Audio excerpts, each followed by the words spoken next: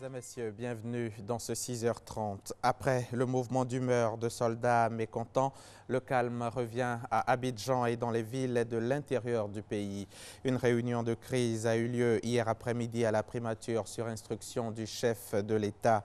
Réunion à l'issue de laquelle le gouvernement a annoncé un accord de sortie de crise. C'était en présence du Premier ministre et des membres du gouvernement.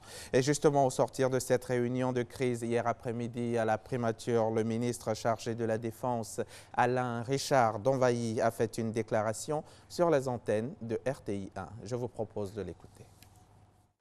Le mercredi 10 mai 2017, une délégation de soldats du contingent 8400 a été reçue à leur demande par son Excellence, Monsieur le Président de la République, chef suprême des armées. Au cours de cet entretien, les soldats ont présenté leurs excuses à la nation et ils ont informé le Président de la République de leur décision de renoncer à toute revendication d'ordre financier.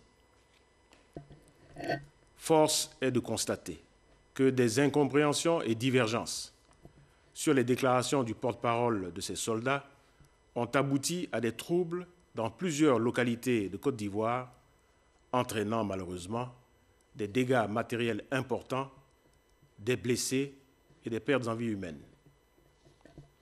Face à cette situation, en vue d'éviter tout enlisement et plus d'endeuillement de famille, l'État-major général des armées a entrepris des échanges avec les soldats hier, dimanche 14 mai, et ce lundi 15 mai 2017. À l'issue de ces échanges, un accord a été trouvé sur les modalités de sortie de crise.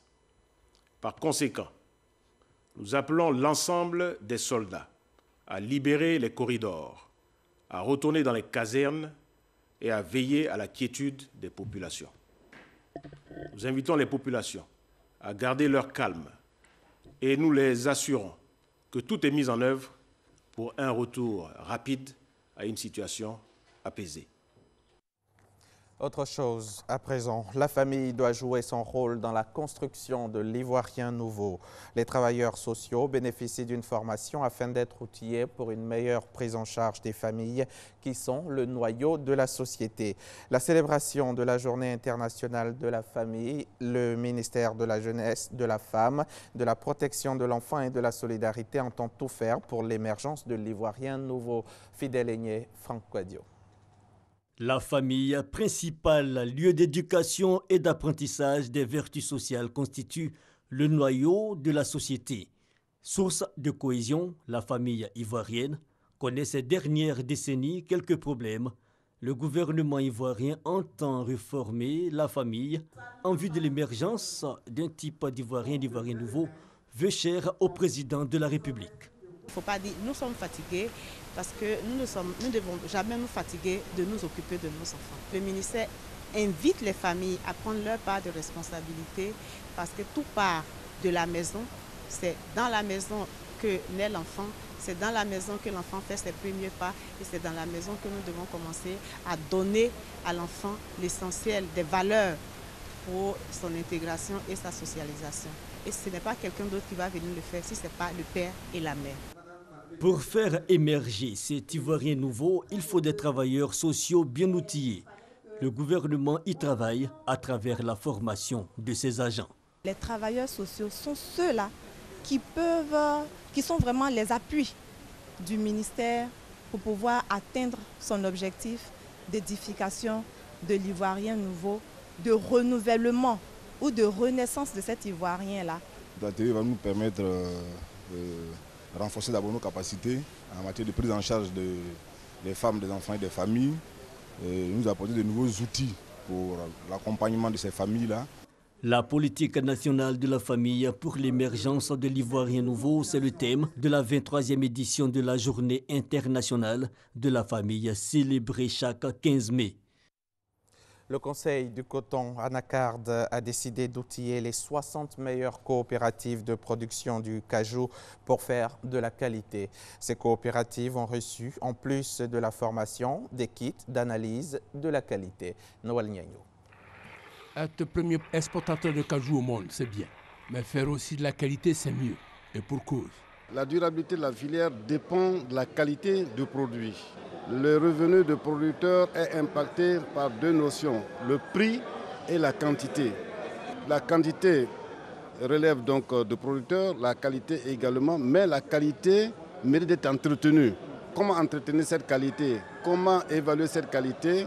Voilà le nouveau challenge du Conseil Coton Anacarde. Pour relever ce défi, le Conseil a choisi les 60 meilleures coopératives des 12 régions productrices de cajou de Côte d'Ivoire. Elles ont été équipées et ont reçu une formation pour faire une meilleure exploitation des kits d'analyse de la qualité, c'est-à-dire connaître le taux d'humidité. Il ne doit pas être supérieur à 10%. Les coopératives doivent également savoir comment et quoi faire pour avoir de bonnes noix, surtout que la taille de la noix est déterminante. Une chose essentielle guide ces actions. La qualité a un prix sur le marché international. Les responsables de coopératives vont saluer la pertinence de l'initiative et sont prêts à l'amplifier auprès de leurs mandants, de sorte à élargir la base de la pratique qualité. Les producteurs se sentent cette fois-ci bien considérés dans la formation et dans l'instruction dans la filière Anacarde. Ça nous permettra, nous à notre tour, de former la base, de sensibiliser la base, afin que la Côte d'Ivoire soit toujours la tête de la filière dans le monde. Pour mémoire, cet atelier est consécutif aux recommandations de décembre 2016 sur l'amélioration de la qualité de la noix de cajou origine Côte d'Ivoire. Cette formation est initiée par le Conseil du coton Anacarde en partenariat avec le PESAC, programme d'appui au secteur agricole. Le gouvernement ivoirien et l'ambassade des États-Unis ont lancé mercredi à Abidjan le projet de transparence fiscale. Ce projet de l'USAID, l'Agence américaine pour le développement international, composé d'équipements informatiques, vise un double objectif: renforcer les capacités techniques et opérationnelles de la Cour des comptes et favoriser une collaboration étroite avec l'Assemblée nationale dans le cadre du contrôle de l'exécution des lois de finances. Lansine Bakayoko, précision. La Cour des comptes, juridiction suprême qui a l'entière responsabilité de contrôler les finances publiques et de détecter les fraudes éventuelles. Une mission délicate qui nécessite rigueur, intégrité et transparence. Nous sommes convaincus que le rayonnement de la Cour des comptes dans l'architecture institutionnelle de la Côte d'Ivoire va contribuer au renforcement de la confiance entre l'État et les citoyens, à rassurer les investisseurs et les partenaires au développement en vue d'une croissance économique plus forte et enfin garantir une stabilité politique durable. Avec ce projet, les États-Unis espèrent donc renforcer les liens institutionnels entre l'exécutif, le législatif et la Cour des comptes. Il s'agit d'équipements, surtout de moyens logistiques. Le présent appui de l'USAID arrive à point nommé. Il vise à satisfaire les besoins de formation en informatique, à rendre fonctionnelle la gestion électronique des documents et à permettre le renforcement des capacités indispensables pour exercer nos activités dans des conditions optimales. Ce soutien à la bonne gouvernance, dont la durée est de 6 mois, a été financé à hauteur de 225 millions de francs CFA. En Côte d'Ivoire, le taux de femmes magistrats est jugé très faible. La structure américaine ProJustice s'engage à promouvoir le métier de magistrat auprès des jeunes filles. Une campagne de sensibilisation est menée dans les lycées publics et privés ainsi que dans les universités publiques. Il s'agit pour cette organisation d'inculquer l'amour du métier de magistrat aux filles. Une conférence publique s'est tenue récemment au lycée Jeunes Filles de Yopougon par l'Association des femmes magistrats de Côte d'Ivoire. On en parle avec Mamadou Kouassi. Une campagne de sensibilisation de la jeune fille sur les métiers du droit. Ces femmes magistrats échangent avec les élèves du lycée Jeunes Filles de Yopougon sur les avantages de leur métier, mais aussi l'importance d'une carrière de juriste. Cette initiative de la structure américaine USAID, à travers son programme ProJustice, œuvrer aussi en même temps à un meilleur équilibre du genre au sein de la magistrature. Vous savez que la proportion de femmes au sein de la magistrature ivoirienne est assez faible, 31% environ.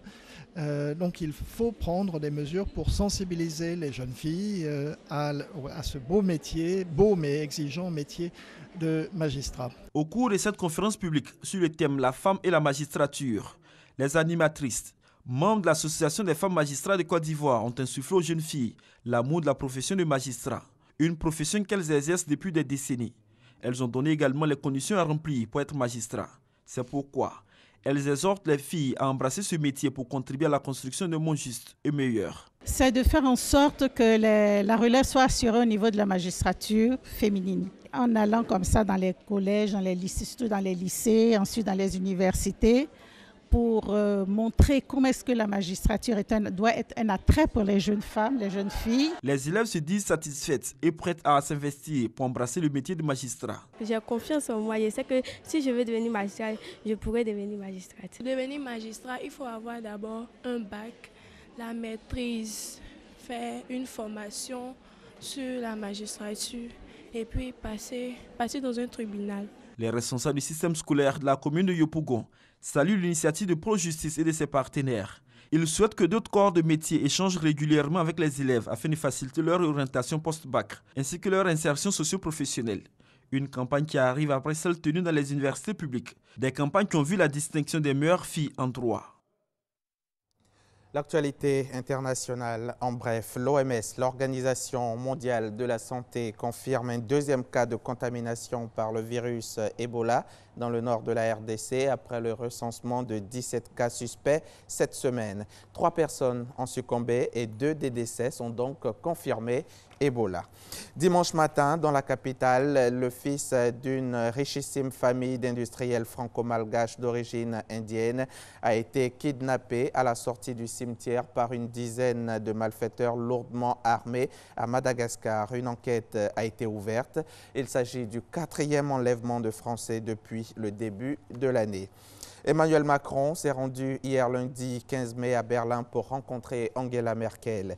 Alors même qu'il n'a pas encore formé son gouvernement, ce qui est prévu pour ce mardi, le nouveau président français a voulu montrer avec ce premier déplacement à l'étranger la priorité qu'il accorde à l'Europe et à la relation franco-allemande. Une attention appréciée par Angela Merkel. Et puis, pour terminer ce journal, le Washington Post rapporte que Donald Trump a révélé des informations classées secret défense à ses interlocuteurs russes la semaine dernière.